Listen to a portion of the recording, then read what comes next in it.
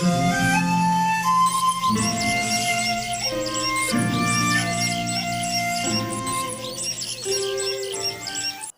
Lord. అందరికి కూడా వందనాలు. అందరు బాగున్నారా? గతించిన ఆగస్టు మాసం అంతా కూడా ప్రభు మనల్ని కాపాడారు, రక్షించారు. ఈ రోజున మరొక నూతనమైనటువంటి నెల సెప్టెంబర్లో మనం అడుగుపెట్టాం.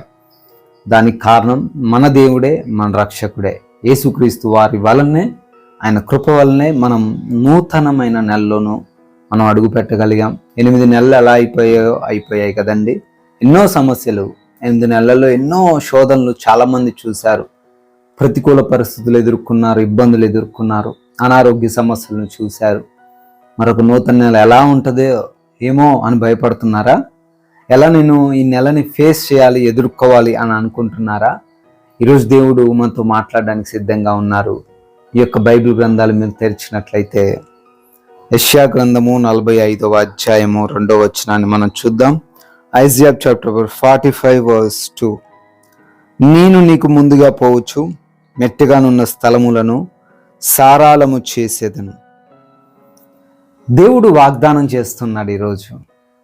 నేను నీకు ముందుగా పోవచ్చు, నీ ఎదుట మెట్టగా ఉన్నటువంటి పరిస్థితులను ఎలా చేస్తారట, ఇంకా క్రిటికల్గా చేస్తాను అని దేవుడు చెప్పట్లే.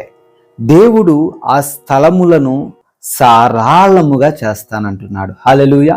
ఈ నూతనమైన నెలలో, ఈ సెప్టెంబర్ మాసంలో దేవుడిస్తున్న ఈ వాగ్దానాన్ని నువ్వు రిసీవ్ చేసుకో, స్వీకరించు. ప్రతికూల పరిస్థితులు ఎదుర్కొంటున్నావేమో, ఏ పని స్టార్ట్ చేసినా, ఏ ఉద్యోగానికి అప్లై చేసినా, ఎటువంటి వ్యాపారాలు చేస్తూ ఉన్నా, లేదా నువ్వు అనుకుంటున్న ఏ పనికైనా ఒక అడ్డంకి, ఒక ఎత్తుపల్లం వస్తుందేమో, నేను చెయ్యలేను అనే సందేహం నీలో ఉందేమో, ప్రభు ఈరోజు నీకు జ్ఞాపకం చేస్తున్నాడు. సహోదరి సహోదరుడా, ఆయన నీకు ఎలా వెళ్తాడట? ముందుగా వెళ్తాడు, వెనక్గా వెళ్ళడట. హల్లెలూయా. దేవుడు నీకు ముందుగా వెళ్తాడు. మనం చూడొచ్చు, సీఎం వస్తున్నప్పుడు, లేదా ఒక కలెక్టర్ వస్తున్నప్పుడు, ఒక రాజకీయ నాయకుడు వస్తున్నప్పుడు ముందు కొన్ని ఎస్కార్ట్ వాహనాలు వస్తుంటాయి. ఎందుకు వస్తాయి? ఈయన కారు ఒక 10 కార్ల తర్వాత ఉంటే ఆ ముందు ఉన్న 10 కార్లు కూడా ట్రాఫిక్ క్లియర్ చేస్తూ ఉంటాయి, మార్గాలన్నీ సరళం చేస్తూ ఉంటాయి. ఎక్కడా కూడా ఆ వెహికల్ ఆగిపోకుండా, ఆ అధికారి యొక్క వెహికల్ ఆగిపోకుండా ఆ కార్లన్నీ గబగబా ముందుకెళ్ళిపోతూ ఉంటాయి. ఎందుకు అలా చేస్తారంటే ఎక్కడ కూడా ఆగకూడదు. ఆగితే ప్రమాదం ఏమైనా ఉంటుందేమో, ఎవరైనా ఏదైనా చేస్తారేమో, కొన్ని సెక్యూరిటీ రీజన్స్ వాళ్ళకు ఉంటాయి కదా. ఈరోజు ప్రభు నీతో కూడా చెప్తున్నాడు, దేవుడు నీ ముందు ఎస్కార్ట్గా ఉండబోతున్నాడు. హల్లెలూయా. నీ మార్గాలన్నీ సరళం చేయబోతున్నాడు. నీ స్పీడ్కి ఇంకెవరు బ్రేక్లు వేయలేరు. ఈరోజు నుంచి నువ్వు వెళ్తున్న మార్గంలో ఎవరు ఆపలేరు. మధ్యలో స్పీడ్ బ్రేకర్లు వస్తుంటాయి. కొన్ని ప్రాంతాల్లో మనం వెళ్తూ ఉంటే మన స్పీడ్కి అవి బ్రేక్స్ అనమాట. ఒక 40లో వెళ్తుంటే వెంటనే ఆగిపోవాల్సి వస్తుంది, మళ్ళీ 10 నుంచి మొదలు పెట్టాల్సి వస్తుంది. అలా కాదు, ఈ రోజు నుంచి దేవుడు వాగ్దానం చేస్తూ ఉన్నాడు. నువ్వు వెళ్తా ఉంటే ఎక్కడ కూడా వంకర్లు ఉండవు, ఎక్కడ కూడా స్పీడ్ బ్రేకర్లు ఉండవు, ఎక్కడ కూడా ఎత్తు పల్లాలు ఉండవు. దేవుడు నీ మార్గాలను సరళముగా చేస్తున్నాడు.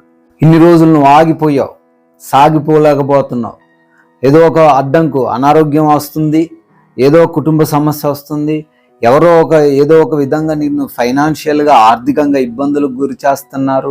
నువ్వు అనుకుంటున్న కార్యానికి అడ్డం పడుతున్నారు, లేదా నీకు రావాల్సిన ధనం అందట్లేదు, లోన్ రావట్లేదు, లేదా నువ్వు అనుకుంటున్న ఆ ఎగ్జామ్లో పాస్ కాలేకపోతున్నావు, ఇక మీదట అది జరగదు. దేవుడు వాగ్దానం చేస్తున్నాడు. ఆయన ముందుగా వెళ్తాడు. వెనకుండి కొంతమంది అంటారు, ఏమంటారు, నేనున్నా, నువ్వు ఏదైనా చేసుకో, నేను నీ వెనకే ఉంటా అంటారు. వెనక ఉంటాననట్లే దేవుడు, ముందు ఉంటానంటున్నాడు, ముందుండి నడిపిస్తానంటున్నాడు. షెపర్డ్స్ను మనం చూడొచ్చు, గొర్రెల కాపర్లు ముందే ఉండి నడిపిస్తారు, వెనకుండి నడిపించరు. మన దేవుడు కూడా, మన యేసయ్య కూడా మన ముందుండి నడిపిస్తానంటున్నాడు. ఎదుట ఏ సమస్య వచ్చినా దాన్ని ఛేదించి, దాన్ని అడ్డుగోడలు ఉన్నప్పటికీ వాటిని పడగొట్టి, ఎటువంటి సమస్య ఉన్నా దాన్ని క్లియర్ చేసిన తర్వాతే మనం పంపించబోతున్నాడు. హల్లెలూయా. నమ్ము, ఈ వాగ్దానాన్ని రిసీవ్ చేసుకో, ధైర్యంగా జీవించు. ఈ నెలంతా దేవుడు మిమ్మల్ని ఆశీర్వదించాలని నేను కోరుకుంటున్నాను. ప్రార్థించుకుందాం. పరిశుద్ధుడైన దేవా, స్తోత్రాలు నాయనా. అవును ప్రభువా, మీరు వాక్యం ద్వారా సెలవిచ్చినట్లుగా మా ముందు మీరు వెళుతూ మెట్టగా ఉన్న ప్రతి స్థలాన్ని కూడా సారాలపరచబోతున్నందుకు స్తోత్రాలు. మేము క్షేమముగా ప్రయాణించగలుగుటకు సహాయం దయచేస్తున్నందుకు వందనాలు. మా ప్రతి ఒక్క ప్రతికూల పరిస్థితులను తీసివేయబోతున్నందుకు వందనాలు. అది అనారోగ్యమైనా, అది వ్యాధి అయినా, అది అప్పుల సమస్య అయినా, అది ఇంకా ఏ సమస్య అయినా దాన్ని తొలగిస్తాను అని చెప్పినందుకు స్తోత్రాలు నాయనా.